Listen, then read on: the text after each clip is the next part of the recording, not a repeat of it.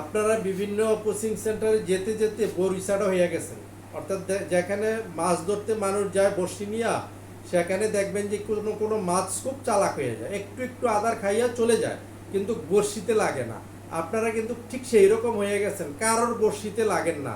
অর্থাৎ একটু একটু শিক্ষা চলে আসতেছেন, কিন্তু আপনি কি চিন্তা করছেন যে আপনার জীবনের সময়টা যে কত বছর আপনি স্পেন্ড করেছেন এর পেছনে?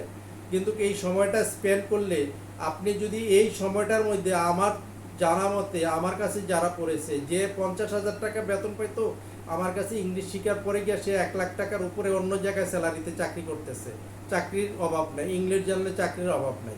তাই আগে ভালো করে ইংলিশ শিখেন সস্তায়, এবং বিভিন্ন বিভিন্ন কোচিং সেন্টার ইয়াতে ওই ইংলিশ শেখার জন্য দৌড়াদৌড়ি করবেন না। এতে করে আপনার মেন্টালিটি নষ্ট হবে, সময় নষ্ট হবে, যাই কিছু টাকা দিবেন সেইটাও নষ্ট হবে।